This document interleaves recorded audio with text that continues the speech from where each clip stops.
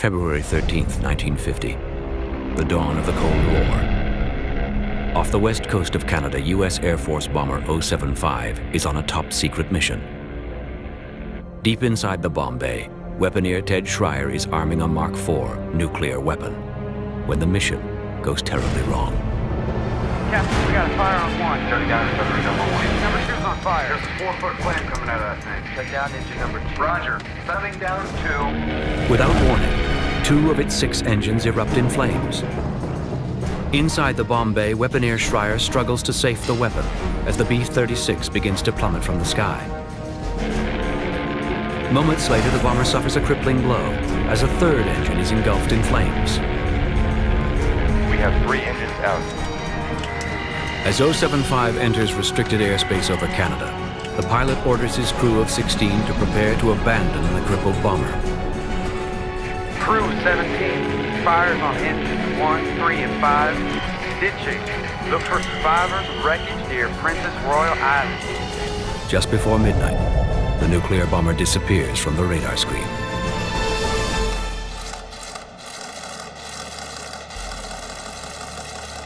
Minutes later, the Pentagon receives the code word that a nuclear bomb has been lost. 3 days later, most of the crew are rescued from Princess Royal Island on British Columbia's west coast. Among 5 crewmen never found is the man responsible for the bomb's safekeeping, weaponeer Ted Schreier. Official U.S. Air Force reports claim the bomber and her nuclear weapon are lost at sea. Now, more than half a century later, a leviathan of the Cold War emerges from the ice. The size of the debris field is just incredible. This is the center of where the plane was destroyed. High up in the mountains of northern British Columbia, a Canadian expedition team travels to the remote crash site of one of the U.S. military's most closely guarded secrets. What do you got? Listen, airplane 92075. The flight of 075 is the world's first broken arrow incident. We are seeing the first page of atomic weapons history being written at this moment. This is a story I've spent so much time on. There's no turning back. I want to find the truth. I want to find out what happened that night when 075 went down. Was bomber 075's Mark IV bomb armed for a nuclear detonation? Some secrets were meant never to be told. I don't think the mystery of 075 is one of them.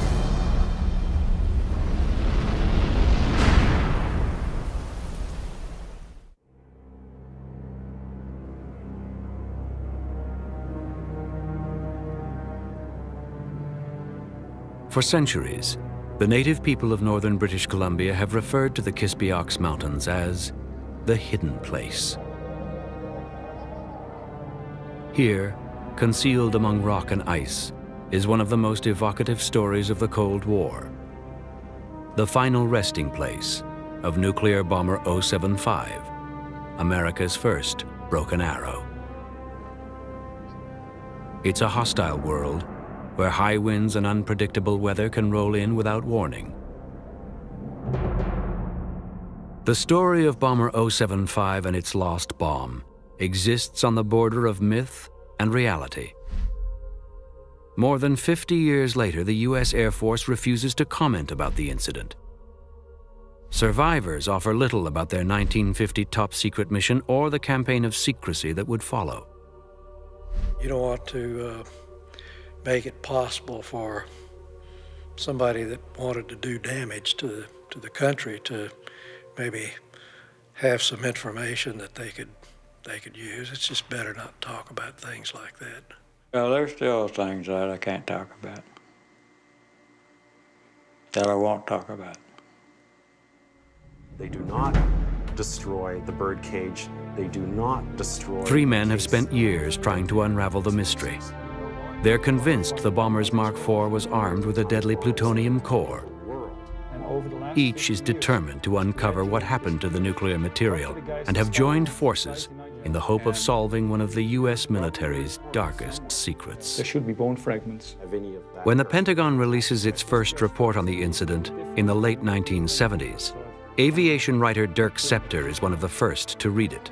The US military are still withholding a number of pages to be released or maybe never to be released. The core was a ball of plutonium or uranium or the site so far. Dr. John Clearwater is a Cold War historian and a leading nuclear weapons expert. Safe in terms of radiation. Assuming that a pilot did fly the plane there. Jim Laird is the group's B-36 expert. For Laird and the rest of the team, the mystery of what happened on 075 has become an obsession. This mystery really begins at the moment where the men got the signal to bail out over Princess Royal Island in the middle of the night.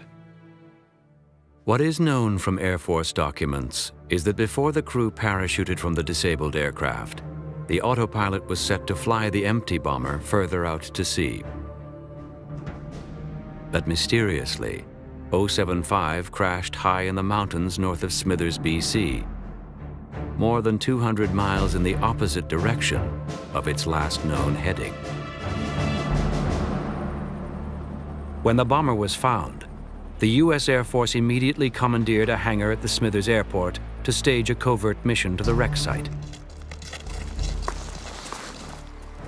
Shrouded in secrecy, the 1954 Air Force expedition includes a three-man special operations team, led by a local guide.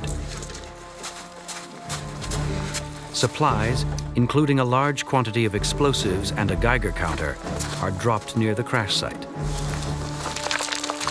On the third day, with bad weather setting in, the team retreats to a safe location and destroys the fallen bomber.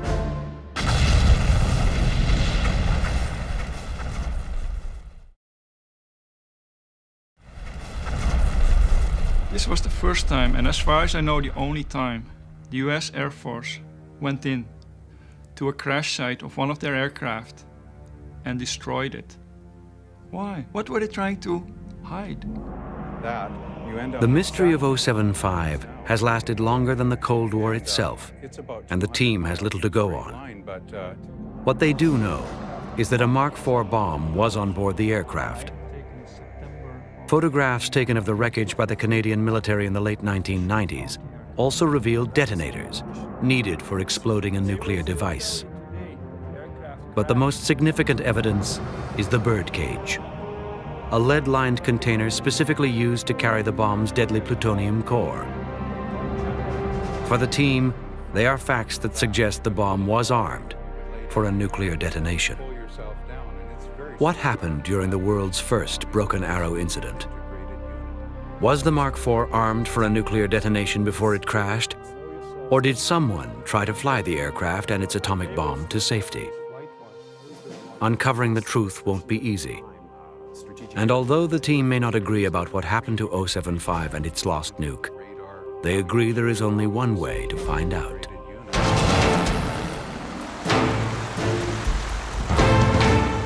Far from civilization and accessible only by helicopter, the trip to the remote site of the first broken arrow isn't an easy one.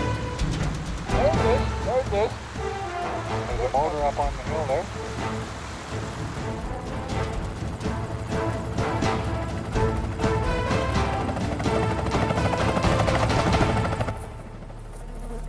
Strewn among ice and jagged rocks, the remains of 075 is a garden of twisted steel.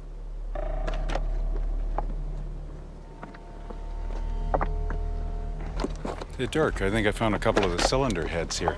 They look like they've gone through intense heat. From their research, they believe 075 landed nearly intact before being blown up by the Air Force Special Operations Team in 1954.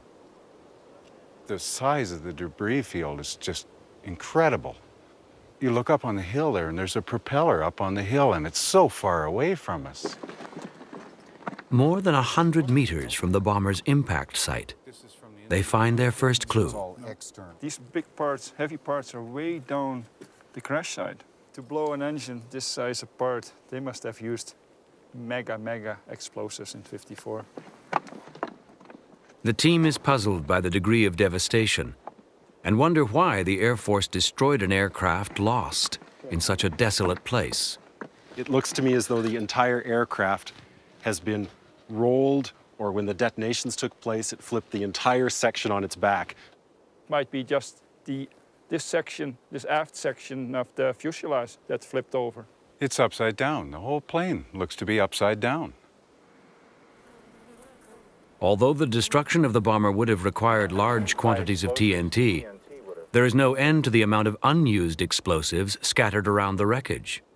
Were the explosions in 1954 so massive as to throw a massive aircraft onto its back? I don't know what happened here. I think we're in a bit of luck, Jim. Right under here, there's the original painting, number 6, on the forward part of the nacelle here. This would have been the extreme outboard engine on the right-hand side of the aircraft. Which was running. Yes, it was, and it's now almost in the bomb bay. So how did it get here? This is the co-pilot's position here in the cockpit. 075's compass is the only piece of equipment still recognizable from the flight deck. An actual...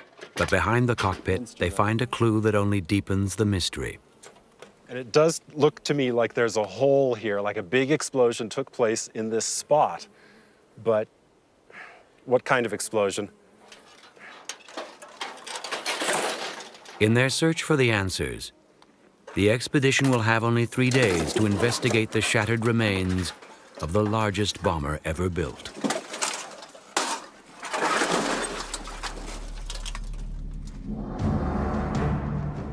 Resurrected at the end of World War II, rising Cold War tensions gave new life to the concept of an intercontinental bomber. What emerged from the drafting tables of the Consolidated Aircraft Company was a plane from the pages of a Jules Verne novel. Designated the B-36, the Titanic bomber may not have been designed to start a war, but it could unleash the destructive power to finish one. With a wingspan nearly as long as a football field, its body seemed to stretch on forever. Its enormous tail rose nearly 5 stories, and with the capacity to hold 4 rail cars of fuel, the bomber could remain airborne for more than 50 hours. With a crew of 16, the aircraft's forward and rear crew compartments were separated by a bomb bay more than 80 feet in length. In full attack configuration, the B-36 could carry 2 atomic bombs with the destructive energy of 2,000 boxcars of TNT. Getting the 200-ton bomber into the air required 6 piston-powered engines with propellers measuring 19 feet in diameter. Christened the Peacemaker, the intercontinental bomber soon became the new icon of American might. 2 years after it entered service, the only thing it needed to fulfill its mission was an even more lethal atomic bomb.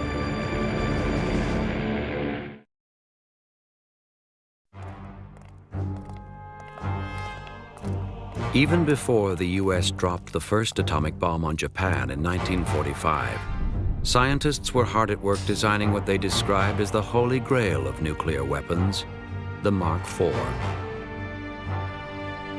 Like its predecessor, the Mark IV would be a fission-type weapon, like the bomb dropped on the city of Nagasaki. As big as a mid-sized car, the Mark IV was designed to be built in large numbers. It would be the world's first assembly line-produced nuclear weapon. Weighing in at more than 10,000 pounds, most of the bomb's weight was made up of an inner and outer sphere of high explosives weighing nearly 3 tons. But the Mark IV's destructive nuclear punch would come from a plutonium core, levitated within a hollow shell of uranium. Near the rear of the weapon, a cylindrical electronics package known as the X unit held the bomb's sophisticated firing system. Once dropped, a series of fuses would initiate the nuclear chain reaction. The X unit would then trigger detonators positioned on the face of each of the high explosive lenses. With twice the destructive power of previous bombs, the Mark IV could lay waste to the heart of any city in the world, radiation leaving it uninhabitable for years.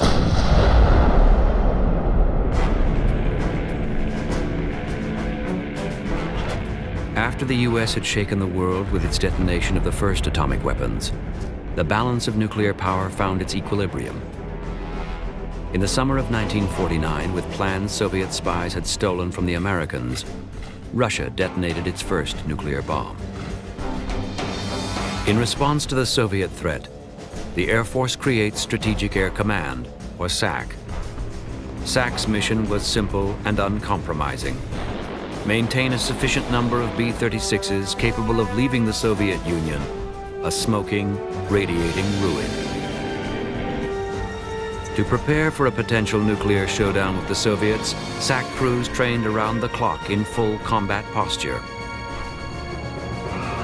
5 years after it began its battle with the Atomic Energy Commission, the Air Force finally received its first live nuclear weapon for training.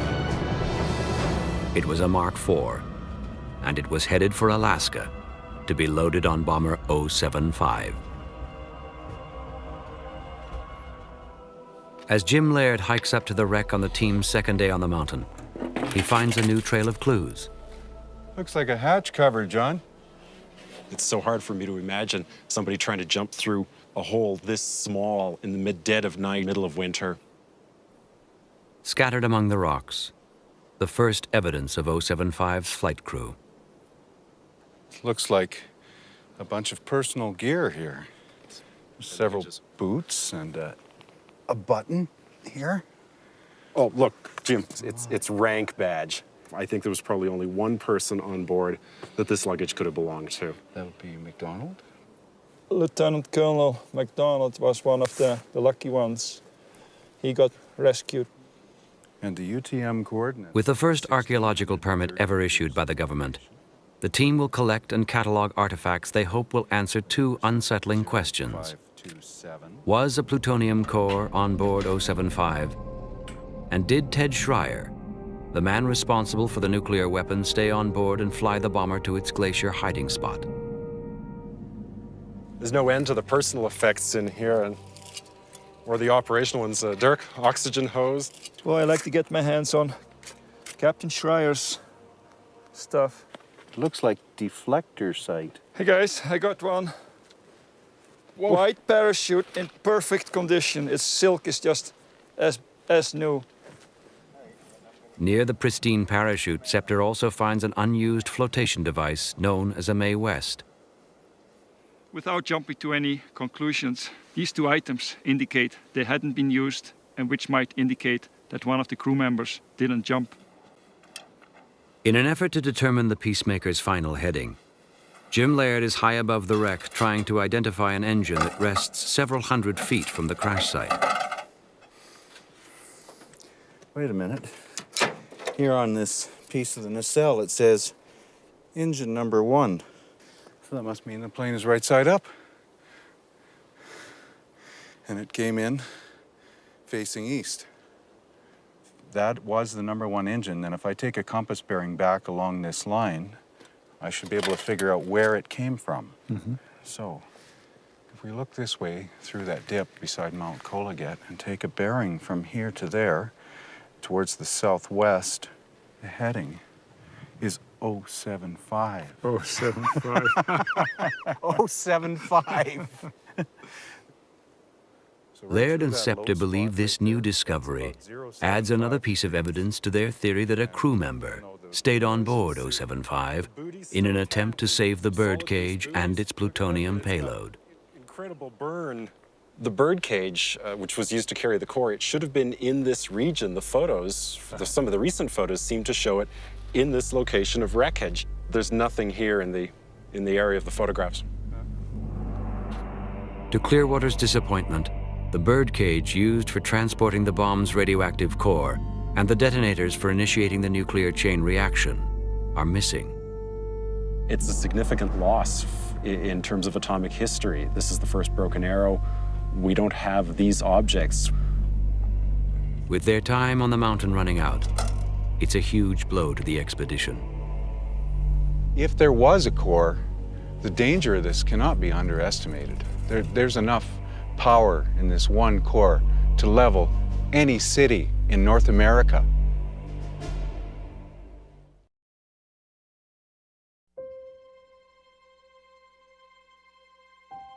After World War II, Ted Schreier left the Army Air Force for a job in civilian aviation.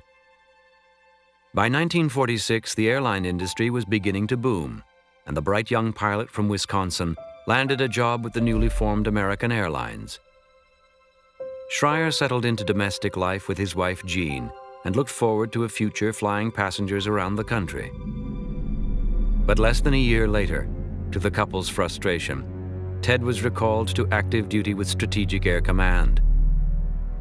Schreier was hand-picked to attend the elite Armed Forces Special Weapons Project, where he was to be trained as a weaponeer, the crewman responsible for a B-36's nuclear payload. Fred Schreier was 6 when his uncle was put in charge of 075's atomic bomb. We were never told any details about the mission, what it entailed. We found out later he was the 3rd pilot and the weaponeer. To prevent an accidental nuclear explosion, Schreier would arm the Mark IV with its nuclear core once the bomber was safely airborne. After removing the detonator mounted on the trapdoor, he would then extract an outer and inner sphere of the high explosives. Last to be removed was the pit plug, a 7-inch long cylinder of aluminum and depleted uranium. Schreier would then carefully insert the radioactive core. Once the bomb's missing components were replaced, the Mark IV would be an armed nuclear weapon and ready for war. But the bomber designed to carry the Mark IV to the target had a deadly flaw: its new engines. A fact that Captain Harold Barry and Gunner Dick Thrasher would learn on their first B-36 flight. On my very first flight, we burned an engine off, and he had to have nerves of steel, and he brought that thing in as smooth a landing. It was the first landing ever made with just 3 engines on one side. Months later, Thrasher and Barry would be ordered to Alaska to fly a dangerous training exercise aboard another B-36, Bomber 075. The top-secret mission would test the war readiness of the B-36, her crew, and SAC's first Mark IV nuclear bomb. With strict orders not to fly over Canadian airspace, nuclear bomber 075 will shadow the British Columbia coastline as it makes its way from Alaska to the U.S. mainland. Once off the coast of Washington State, 075 will head east to Great Falls, Montana, before turning south to conduct a simulated bombing run on the city of San Francisco. At a cruising speed of less than 200 miles per hour, it will take more than 20 hours for the giant B-36 to fly the 5,000-mile route before it touches down in Fort Worth, Texas.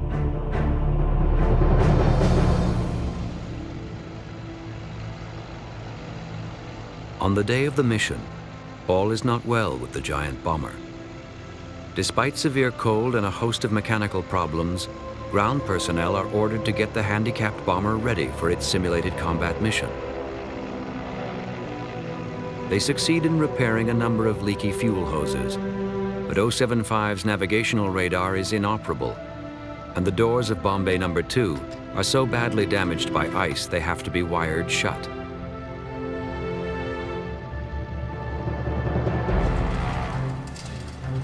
With less than an hour to take off, the order is given to load the birdcage and the Mark IV into 075's number 1 bomb bay.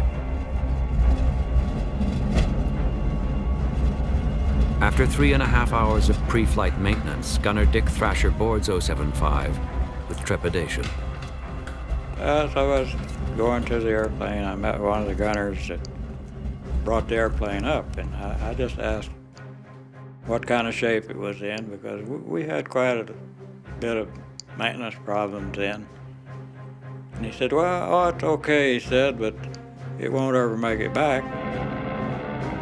In the waning Alaskan twilight, the bomber lumbers into the air and sets a course for Texas, a route that will take 075 along the British Columbia coastline.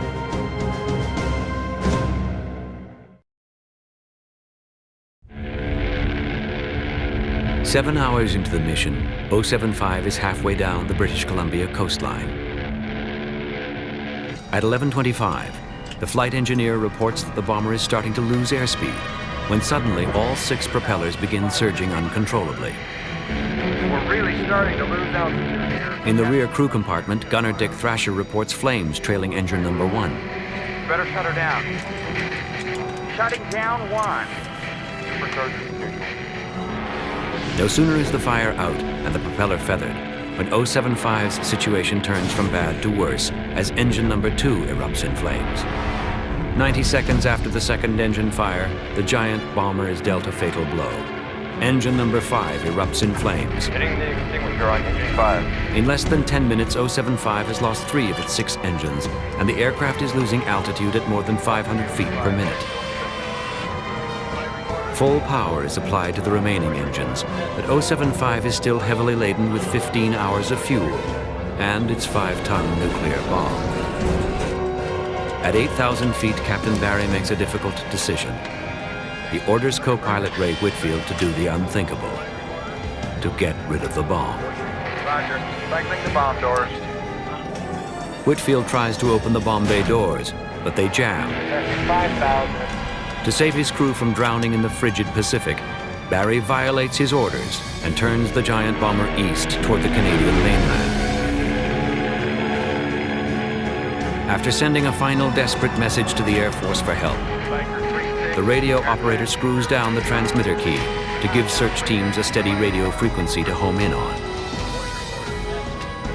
Praying they are now safely over Princess Royal Island, Barry sets the autopilot to fly 190 degrees, a heading that will take the disabled bomber south and back out to sea. Okay, let's get out of here. At 3,500 feet and approaching stall speed, Barry gives his final order, and the crew of 17 parachute into the night. Within minutes of the incident, SAC headquarters in Omaha launches the largest search and rescue mission in Air Force history. The Canadian Armed Forces initiates Operation BRICS to assist in finding the downed crewmen. Fearful the Soviets may discover what's happened, the Canadians are told nothing of the bomber's deadly nuclear payload.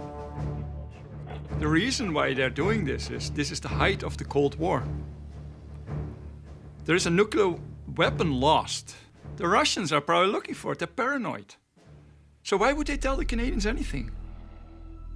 Hindered by a winter storm, the first 2 days of the search prove futile.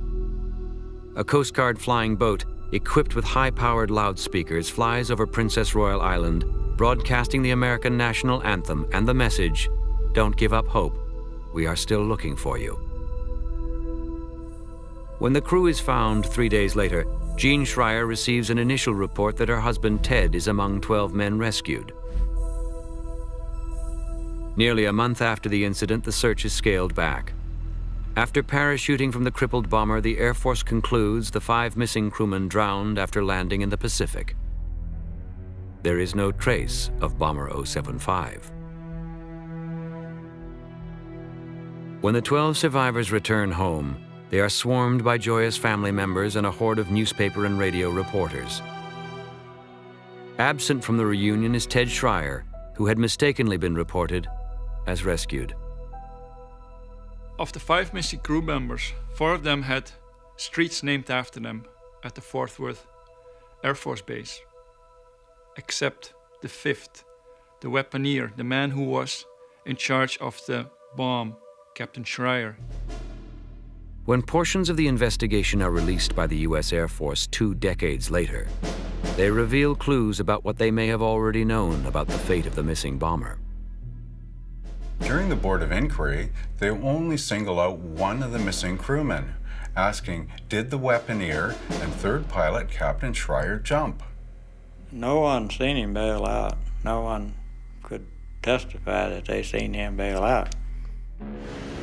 With its carburetors subjected to prolonged sub-zero air temperatures, the Air Force Board of Inquiry determines the engine fires were caused by severe carburetor icing.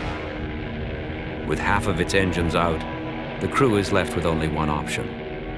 The next thing I remember was Barry, and he told us to get ready to bail out. He says, first we got to go out over water and get rid of this weapon. Unable to fully open the bomb bay, co-pilot Ray Whitfield ordered the weapon to be dropped through the partially retracted doors. I wanted to get rid of it and blow it because at the time the Russians didn't have the bomb, and I could just see a sub fishing it up off the bottom. In 1950, the U.S. Air Force releases its only statement on the incident, claiming there was no plutonium core in the Mark IV when it was jettisoned and detonated over the Pacific, less than 30 miles from the Canadian mainland. If the plutonium core was in the bomb, Schreier may have averted a nuclear explosion by removing one of the detonators or one of the bomb's high explosive lenses. Even if there's no plutonium core on this weapon, there is still enough depleted uranium in this Mark IV to create the world's first dirty bomb. Never told of the bomb's existence, Canadian search teams scoured the BC coastline, unaware of the potential for radioactive fallout. With a summer storm approaching, the team's final day on the mountain will be their last chance to uncover any new evidence. What's that, John? It's as though it's a kind of bomb rack, but it's not big enough or heavy enough for the Mark IV that we're looking for. But if you follow the wreckage that way, there should be something further up.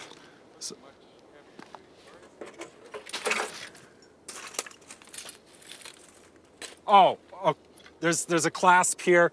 This was a heavy one. It could have been used for an atomic bomb. This is the huge chain winch for loading in a Mark III or a Mark IV. I think we have found the top of bomb bay number 1. It looks like it's been melted along with this large incinerated area around us. And you can see there's just incredible destruction here from heat. It's just been melted into slag. There's nothing left here at all. Laird scans for radiation around the crater. We've got something here that's a bit lively. Not too hot, but definitely above background. Boy, that must have been a very intense heat. This is the center of where the plane was destroyed. Yeah, but it also looks like sections were ripped away by an explosion. The whole assembly, the shackle, the 4 sway braces, the massive size of it says to me that this has to be the item that held the Mark IV atomic bomb. As heavy rains move in and shroud 075 in the clouds, Scepter and Clearwater descend into the valley below and make an unexpected discovery. They find a camp they believe was used in 1954 by the U.S. Air Force Special Operations Team which destroyed the fallen bomber. Here's the point at which all of the cables attached for the parachute. Littered across the site are dozens of objects ranging from food tins and cargo boxes to grenade pins. Oh, lots more cans here, cans everywhere. Hey, look at this. Hunter Simpson's Cup. Haggis used to be pretty well the only restaurant at the time in Smithers. And I'm sure this is the final evidence. Hunter Simpson was on this trip, right in this camp here. Newspaper accounts of the day name local guide Hunter Simpson as the only civilian witness to the Air Force's mission to destroy 075. But Simpson, who died in 1972, remained silent about the covert operation. Unwilling to give up their search for new evidence, the team spends their last hour before nightfall on the ridge above the wreck. This looks like part of the radome, you know? Same piece. Located near the nose of the aircraft, they find the shattered housing of the bomber's radar. The radome was the part of the aircraft that would hit first. Probably hit right here on the top of this little ridge. It's here where Dirk Scepter believes Ted Schreier made his last valiant effort to save 075. I'm not sure what happened, whether he was actually trying to land here or whether he just lost it. There's no way he could clear that. It's several thousand feet higher than this pass. So he was doomed either way. On their descent down the glacier that once entombed the nuclear bomber, Dirk Scepter finds the clue he hopes will prove that someone was at the controls of 075 when it crashed. Finally, some bones or bone fragments I'm not even sure whether there is enough DNA left in these bones to make a positive identification. Only a pathologist will be able to tell whether these are possibly Captain Schreier's bones. I can't be sure exactly what happened to the bomb, but a great effort was made to destroy Bomb Bay No. 1 where it was originally held. Everything was blown up. What wasn't incinerated was melted into tiny pools of metal. Everything is destroyed. The evidence is gone now.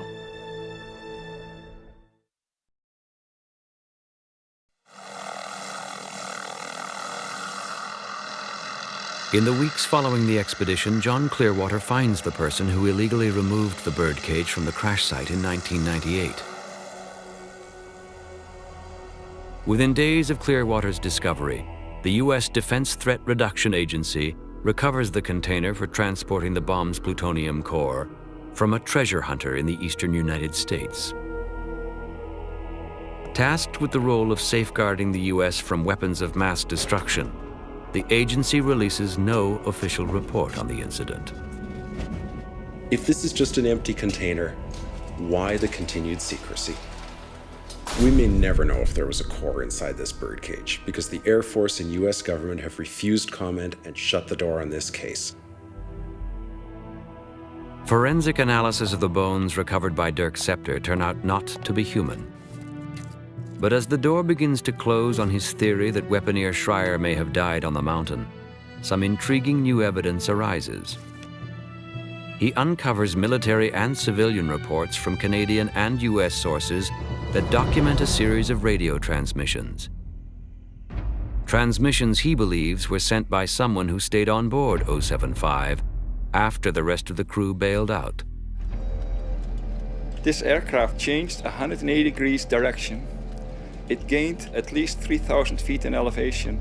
It flew over mountain ranges. Somebody was at the controls of this aircraft. Armed with new evidence, eyewitness reports, and US Air Force documents, the team has reconstructed what they believe happened that winter's night in February of 1950.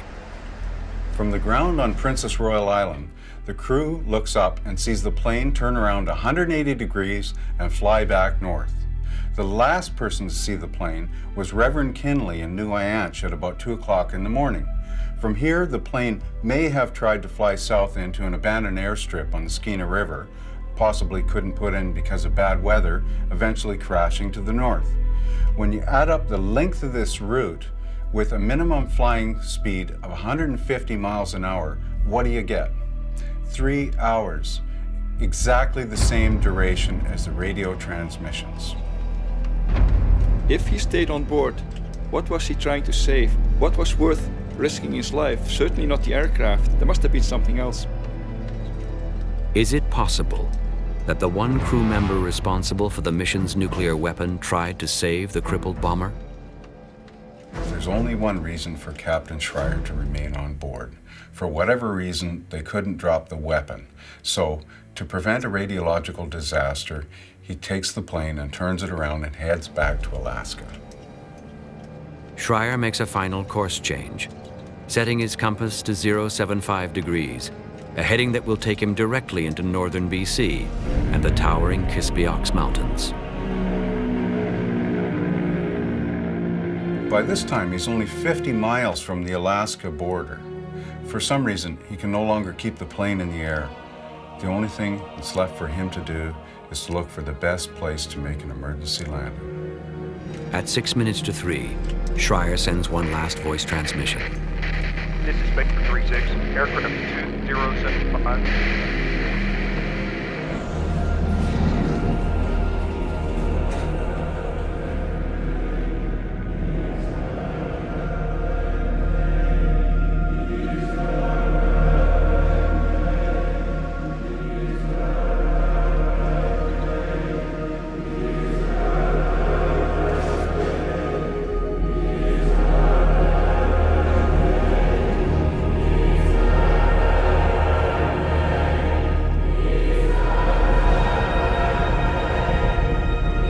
Just before 3 a.m., 075's radio goes silent. the bomber will remain here, undetected, for the next 4 years. When the U.S. Special Operations Team dropped all these explosives and supplies in there in 1954, why did they include a Geiger counter if they want us to believe that the bomb had been dropped over the ocean? There may really have been a live atomic weapon sitting up in the mountains in British Columbia, unknown and untouched for 4 years. They knew when the aircraft crashed, the bomb was on board. When the team goes in, their mission is not to blow up the aircraft. Their mission is threefold. To recover the core, they took the remains of Captain Schreier and they blew up the bomb and were gone. But John Clearwater suggests there may be another, far more frightening possibility. Maybe the simplest explanation for all the secrecy is that the crew of 075 dropped their Mark IV and there was a nuclear explosion out over the Pacific Ocean. And no one would have ever known that it happened.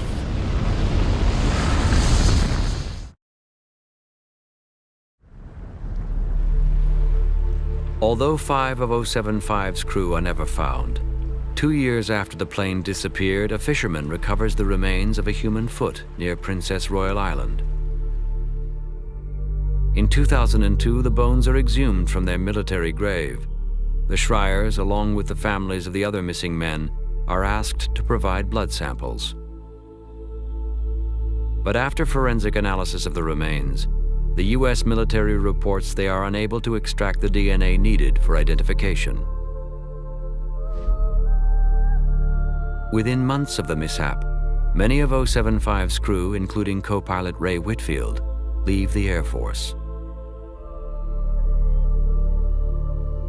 Among those who stay in the service are gunner Dick Thrasher and pilot Harold Barry. A year after their harrowing experience aboard Bomber 075, they are reunited on another training mission. Barry said, "Is Thrasher going with us?" Well, I answered. I said, "Yes, Thrasher is going. This is his crew. He flies when they fly." Barry said, "We're bound to have trouble." That's the last words I heard out of Barry. Hours later, Captain Barry is killed when a fighter plane crashes into the cockpit of his B-36. As the bomber disintegrates in midair, Dick Thrasher manages to jump clear before it smashes into the Oklahoma countryside. It seemed like there was something wrong with Barry and I flying together because we always had trouble. By the end of the 50s, the arms race claims the B-36. True to its namesake, the Peacemaker is retired without ever dropping a single bomb in combat. Just 3 years after it entered service, the Mark IV is removed from the U.S. inventory and replaced by a host of more powerful nuclear weapons. Although 075's Mark IV is classified by the Pentagon as its first broken arrow, it's by no means the last. 9 months later, another crippled bomber detonates a Mark IV in a non-nuclear explosion near the town of Rimouski, Quebec.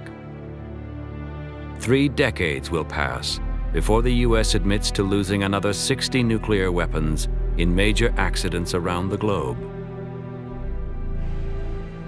Now a national heritage site, the looting of the wreckage of 075 continues, perpetuating rumors about the recovery of human remains and Ted Schreier's dog tags. For me, more than 50 years of secrecy, misdirection, and misinformation by the Pentagon can mean only one thing. Something happened that night. There's some dark secret that they don't want anyone to know about. For the families of 075's crew, they are left with only memories and more unanswered questions. I don't know why all the secrecy. What could be so important? It seems like a cover-up when the families are not told what happened. What harm would it do to open the books and supply us with answers to the questions of what really happened 50 years ago? Like the remains of Bomber 075 concealed under deep winter snows, The truth about what happened that night to her missing crew and the world's first lost nuclear weapon may remain hidden forever.